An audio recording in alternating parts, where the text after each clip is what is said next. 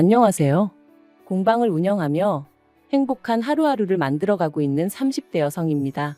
오늘도 원래는 회원님들과 커피 한잔 하면서 비누를 만들어 보려고 했는데 비도 오고 날씨가 스산해서 그런가 다들 이런저런 이유로 다음에 하면 안 되냐고 하더라고요.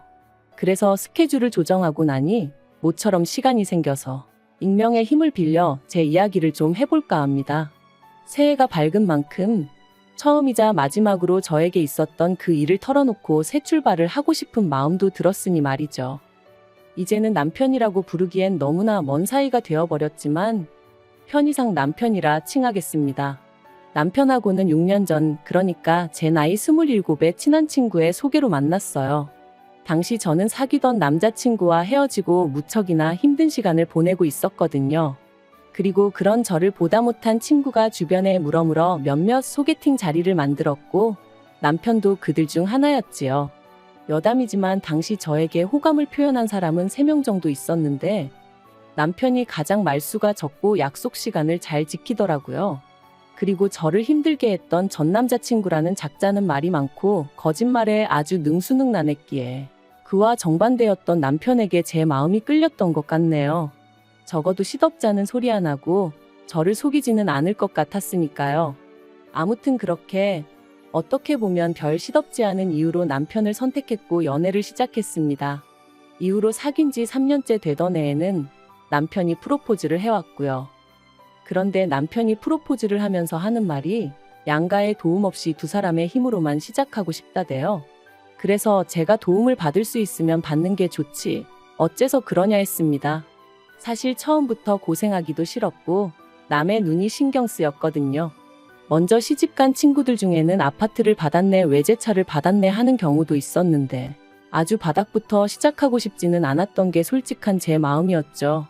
하지만 남편이 말하길 자기가 장남이기도 하고 그러니 부모님에게 부담을 드리고 싶지는 않다는 거예요. 그래서 제가 이 이야기를 친정에 전하니 친정아버지는 그게 무슨 똥자존심이냐며 화를 내셨습니다. 그리고는 자식이 안 받는다고 해도 부모 마음이란 게 그런 게 아니라면서 아마 결혼 이야기 나오면 그쪽에서 먼저 얼마라도 해줄 거라 들 테니 저더러 걱정 말라 하시더라고요. 그런데 이게 웬걸, 상견례 자리에서도 시부모님은 돈에 관련돼서는 한마디도 없으시대요. 그저 고장난 로봇처럼 다 큰 애들이 좋아서 한다는데 알아서 할 거란 소리만 하셨으니까요. 그리고 이 일로 저희 친정아버지께선 남편 집안이 아무래도 이상하다 하시며 결혼은 없던 걸로 하라셨습니다. 참고로 저희 친정어머니는 제가 중학생 때 돌아가셨고 그래서 이후로는 친정아버지가 저랑 오빠를 키워주셨어요. 특히나 저는 둘째고 딸이다 보니 불면 날아갈 듯 아주 애지중지 키워주셨죠. 그러니 제가 제대로 된 대접도 못 받고 시집을 가는 것 같아 무척 속상해 하셨던 거예요. 하지만 당시에 저는 그런 친정아버지의 속내는 이해하지 못하고 그저 결혼을 반대하신다는 사실이 야속하게만 느껴졌습니다. 한편으론 그런 시부모님에게 꼼짝도 못하고 눈치만 보는 남편이 너무나 신경 쓰였고요. 어째서인지 남편은 어떻게든 내가 챙겨야겠다는 그런 생각까지 하면서 말이죠. 그래서 못 헤어진다고 친정아버지 앞에서 울고 짜고 말 그대로 난리를 쳤어요. 그리고 결국 자식 이기는 부모 없다며 친정아버지께서 그렇게 남편과의 결혼을 허락해 주셨습니다. 신혼살림도 친정아버지의 도움을 받아 아파트에서 시작할 수 있었고요. 그런데 그렇게 결혼식을 올리고 얼마 지나지 않았을 때였어요. 회사 창립 기념일이라 저는 집에 남게 되었고 남편은 평소와 다름없이 출근을 했는데 막상 모처럼 혼자 집에 있으려니까 뭔가 어색한 거예요. 그래서 뭘 할까 고민하다 마침 날씨도 여름에서 가을로 넘어가고 있겠다. 집 청소나 하면 딱이겠다 싶더라고요. 그래서 안방부터 시작해 평소에 손이 잘 닿지 않았던 부분들까지 구석구석 쓸고 닦기 시작했습니다. 그리고 그때 남편의 책장 가장 윗칸에서 오래된 사진 몇 장이 떨어졌는데 사진 속 꼬마가 낯설지 않았죠. 바로 저희 남편이었으니까요.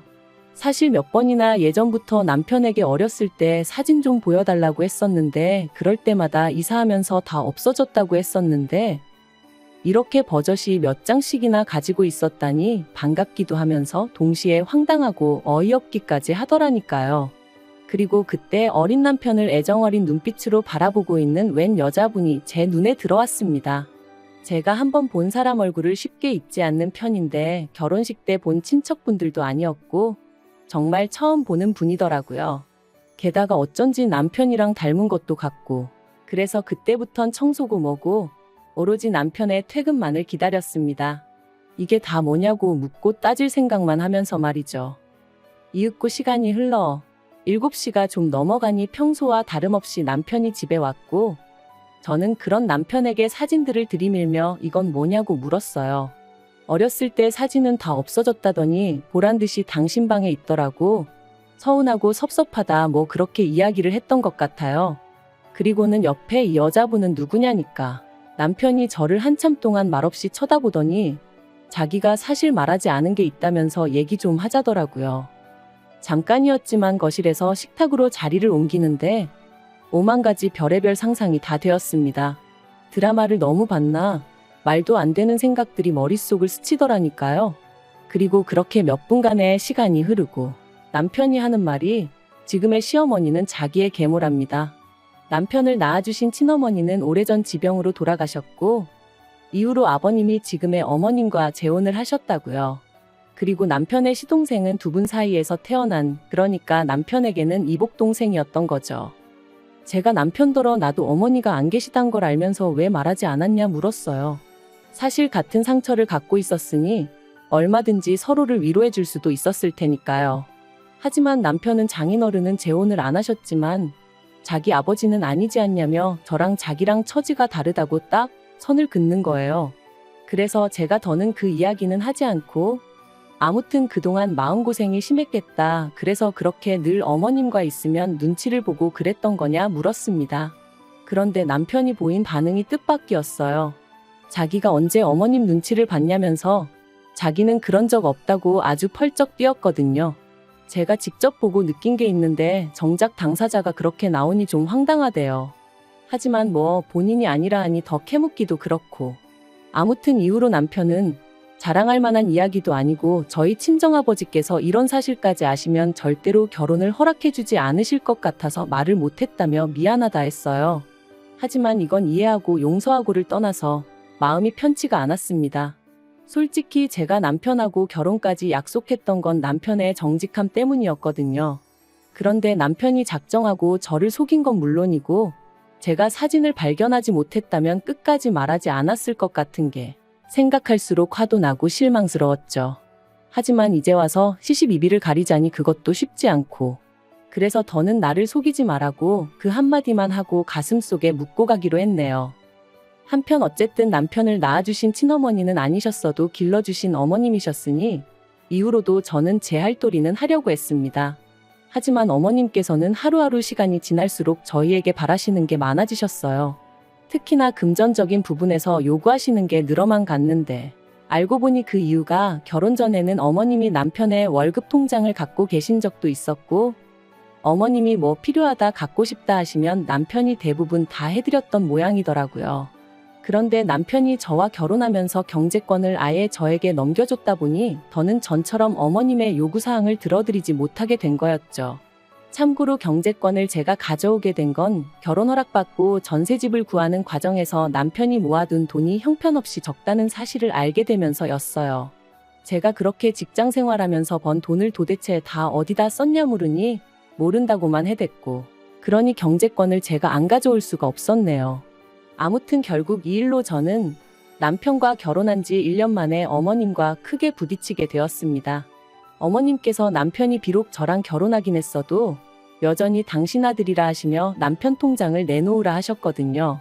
당신이 월급 관리를 해줄 테니 저더러 생활비를 타서 쓰라면서 말해요. 그리고 저는 그게 말이 되냐? 절대 못 드린다 하고 버텼어요. 그렇게 남편 주머니 사정이 걱정되시는 거면 결혼하기 전에 좀 챙겨주시지 그러셨냐고 지금은 제가 있으니 안 해주셔도 된다, 관심 끄셔도 된다 쏘아붙였죠. 그랬더니 나중엔 아버님까지 나서셔서는 어디 며느리가 시어머니 말에 토를 다냐 하시며 저를 꾸짖으셨는데 솔직히 두 분 다 제 눈에는 그저 추하고 탐욕스러워 보일 뿐이었습니다. 하지만 더욱 저를 힘들게 했던 건 남편이 보인 반응이었어요. 남편이 돈 몇 푼 때문에 부모님 마음을 상하게 해야겠냐면서 일단은 통장 드리고 나중에 부모님 마음이 풀리면 그때 다시 받아오면 되지 않겠냐는 한심한 소리나 해댔으니까요. 그리고 이후로도 제가 남편을 지켜본 결과 남편은 어머님 아버님, 특히나 그 중에서도 어머님에게 어떻게든 인정을 받고 싶은 욕구가 있어 보였습니다. 이렇게 표현하자면 뭐하지만 어떤 의미로는 짝사랑을 하는 남학생 같았다고 해야 할까요? 어떻게 하면 어머님 마음을 상하지 않게 할까? 어떻게 하면 어머님이 더 좋아하실까? 하지만 어머님이 남편을 대하는 태도는 시동생을 대하는 태도와 비교하면 정말 하늘과 땅 차이였거든요. 가령 온 가족이 모여 식사를 할 때도 남편 앞에는 온통 김치에 나물 반찬, 밥도 어떨 땐 누른밥. 하지만 시동생 밥은 늘 윤기가 잘잘 흐르고 그 앞에는 불고기며 뭐며 누가 봐도 메인 메뉴다 싶은 게 놓여 있었죠. 그래서 한 번은 제가 그 불고기 접시를 가져다 저희 남편 앞에 옮겨놨어요. 그랬더니 대번에 어머님이 저더러 뭐하는 짓이냐고 짜증을 내시길래 저희 남편도 불고기 좋아한다고 했죠. 그러자 어머님이 남편더러 너 이거 좋아하냐고 물으셨는데 남편이 대번에 자긴 안 먹어도 된다면서 저더러 괜히 왜 오버하냐 그러더라니까요.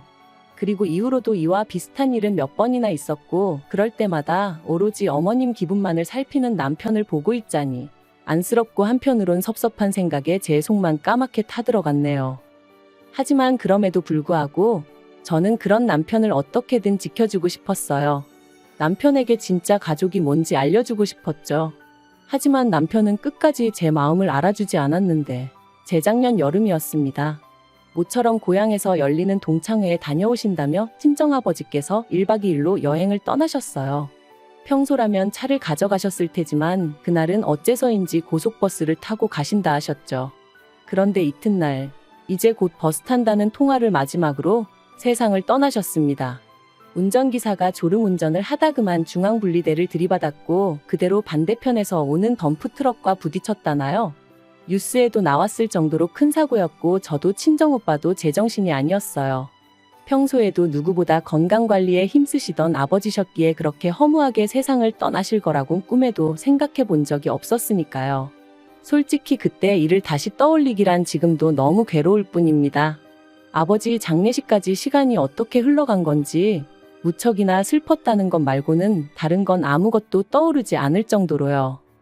어느덧 장례가 마무리되고 친정오빠가 나서서 아버지 사망신고부터 시작해서 법적인 부분을 정리해 주었어요. 그리고 오빠와 제가 아버지 재산을 반반씩 물려받게 되었는데 보험금까지 더해지면서 거진 7억 가까이 되는 큰 돈을 받게 되었더라고요. 저는 이 일을 마음 같아선 남편에게조차 비밀로 하고 싶었습니다. 하지만 그게 마음먹은 대로 쉬운 일은 아니었어요. 그래서 남편에게 당신만 알고 있고 시부모님이나 시동생에게는 꼭 비밀로 하라고 신신당부를 했는데 설마 했더니 역시나 지켜지지 않았습니다. 남편이 알게 되고 일주일도 지나지 않아 어머님이 연락을 해오셨거든요. 그것도 처음 들어보는 세상 다정한 목소리로 말해요. 어머님은 이제껏 며느리랑 데이트 한번 못 해봤다는 너스레를 떠시며 저더러 만나자 하셨습니다. 그런데 막상 카페에 도착하니 그 자리엔 어머님만 나와 계신 게 아니었어요. 아버님도 시동생도 그리고 심지어 남편까지 나와 있었거든요.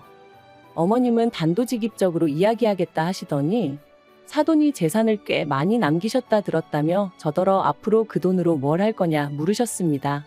저는 아무것도 안 할 거라고 대답했고요. 실제로 당시엔 돈이고 뭐고 계획을 세우고 그럴 만한 마음의 여유도 없었던 게 사실이었죠. 그런데 제 말뜻을 어머님은 어떻게 이해를 하신 건지 그럼 잘 되었다 하시면서 그중 3억을 당신한테 달라셨습니다. 어이가 없어서 왜 그러시냐고 물으니 시동생 장가도 가야 하고 당신들 사는 아파트도 너무 낡아서 이사를 갈까 하신다나요? 황당해서 그러니까 그 돈을 왜 저한테 달라시냐고 물었어요.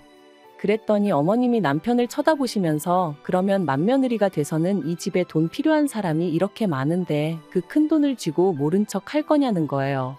그리고 그런 어머님의 말씀이 끝나기가 무섭게 남편이 저를 바라보면서 저더러 저답지 않게 왜 그러냐고 가족끼리 돕고 살아야지 그러는데 제가 남편더러 이게 가족끼리 돕는 것 같이 보이냐 되물었어요.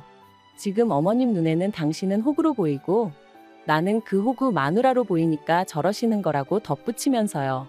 그랬더니 남편이 저더러 말 조심하라대요. 제가 더 들을 것도 없다고 먼저 일어나겠다 했습니다. 그리고는 자리에서 일어나는데 순간 어머님이 저더러 지 애비 목숨값이라 아깝다 이거지? 그러시더라고요. 아무리 저희 친정아버지가 돌아가셨다지만 지 애비는 뭐고 목숨값은 뭐란 말인가요? 순간 저도 눈이 뒤집어져서는 말이라고 아무렇게나 짓거리지 마시라 해버렸어요. 그랬더니 순식간에 남편이 제 뺨을 때렸습니다. 카페 안에 있던 사람들이 짝 소리를 듣고는 놀라서 저희를 바라보곤 웅성웅성 거리더라고요. 그리고 저도 더는 참을 수가 없어서 똑같이 남편 뺨을 때렸습니다. 마음 같아선 어머님 뺨을 날리고 싶었지만 보는 눈이 많아서 차마 그럴 순 없었네요. 그리고는 어머님께 구걸을 하러 나오셨으면 미안한 척이라도 하셔야지 그게 무슨 태도냐 했죠. 그랬더니 어머님이 남편더러 너는 배알도 없냐시며 저런 거랑 계속 살 거냐고, 네가 저거랑 계속 산다 하면 나는 너를 안 보고 살겠다 그러시는 거예요. 평소에 어머님이 매번 시동생만 챙기시고 남편은 무시하시는 게 꼴보기 싫어서 제가 더더욱 남편을 살뜰히 챙겼던 게 사실이에요. 그러니 아마도 어머님은 제가 남편을 엄청나게 좋아한다고 생각하셨던 모양입니다. 남편 없이는 못 산다 그렇게 오해를 하셨는지도 모르겠어요. 그러니 남편에게 저랑 살지 말라 하면 제가 남편한테 매달리기라도 할 줄 아셨던 건지. 하지만 솔직히 말해서 언젠가부턴 남편을 사랑한다기보단 인간 대 인간으로 안쓰러워서 챙긴 게 더 컸거든요. 그리고 친정아버지 마음을 그렇게 아프게 하고 시집을 왔는데 차마 이혼하는 모습은 보여드릴 수가 없었으니 어떻게든 참고 살아보려고 했던 것도 있었고요. 그런데 이런 제 속도 모르고 자기들끼리 난리부르스 추는 꼴을 보고 있자니 기도 안 차더라니까요. 그래서 남편이 뭐라 말을 하기도 전에 내가 안 산다고 그랬습니다. 더는 이 막장 집구석의 며느리 더러워서 못 해먹겠다 했죠. 그리고는 남편더러 정신 차리라고 네가 앞만 날고 기어봤자 어머님 눈에는 호구자식일 뿐이다 해버렸네요. 그리고 결국 그날을 마지막으로 남편과 저는 일사천리로 이혼을 했습니다. 남편은 어머님이 너무 완강하셔서 어쩔 수 없다며 저더러 끝까지 어머님한테 용서를 구하라고 그러면 이혼만큼은 안 해도 된다는 식이었는데 그런 말을 하는 남편을 보고 있자니 딱하기도 하고 한심하기도 하고. 그런데 더 황당한 건 이혼이 확정되고 나서야 어머님께서 연락을 해오셔서는 저더러 왜 재산을 네가 다 가져가냐고 난리시더라고요. 그래서 남편이 뭘 기여한 게 있어야 나눠 가질 거 아니냐 했습니다. 처음부터 집도 저희 친정에서 해줬고 이후로 계속 맞벌이를 했는데 남편이 저보다 뭘 더 한 게 있냐고요. 그랬더니 네 애비한테 받은 돈은 왜 빼고 말하냐길래 어디 한번 제주껏 가져가 보시라고 쏘아붙여 버렸네요. 그런데 더 어이가 없는 건 그렇게 남남이 되고 반년쯤 지났을 땐가 남편에게 연락이 왔어요. 그리고는 하는 말이 자기네 형편이 어려워져서 그런데 예정을 생각해서 1억만 어떻게 좀 빌려줄 수 없겠냐는 거예요. 그래서 제가 남편더러 너 아직도 그 집 호구 노릇하고 사냐고 정신 차리라고. 그리고 예정은 무슨 너랑 살면서 좋았던 기억보다 짜증나고 열받던 기억이 더 생생하니까 건들지 말라 했죠. 그랬더니 어머님이나 자기야 그렇다 쳐도 아버님은 저한테 나쁘게 한 거 없지 않냐면서 그럼 아버님을 생각해서라도 어떻게 안 되겠냐는데 제가 그렇다고 아버님이랑 뭐 얼마나 가깝게 지낸 것도 아니었고요. 오히려 아버님이야말로 어떻게 보면 그런 어머님을 막을 수 있는 유일한 분이셨는데 중재 비스무리한 것도 한 적이 없으셨어요. 그러니 저는 아버님도 어머님만큼이나 나쁜 분이라고 생각하거든요. 그래서 남편더러 쓸데없는 소리하지 말고 다시는 이런 걸로 연락하지 말라 했네요. 그리고 저는 아버지가 남겨주신 재산을 어떻게 하면 의미 있게 쓸 수 있을까 오랫동안 고민하다가 그간 힘들게 지냈던 게 억울하기도 하고 그래서 제 나름대로 삶의 여유와 행복을 찾고자 공방을 열었습니다. 어려서부터 손으로 조물조물 뭘 만들고 그러는 걸 좋아했는데 아버지 말씀으론 제가 돌아가신 어머니를 닮아서 그런 것 같다고 하셨거든요. 그래서 공방 일을 할 때면 그리운 부모님과 같이 있는 기분이 들기도 해요. 한편 다행히도 오픈 직후부터 지인들의 입소문 덕분에 회원들이 조금씩 늘어서 저 하나 먹고 살 만큼은 벌고 있어요. 이만하면 하늘에 계신 부모님도 저를 보고 크게 걱정은 안 하시겠죠? 이제 지난 과거는 잊고 앞으로 제가 만들어갈 행복만 생각하며 살겠습니다.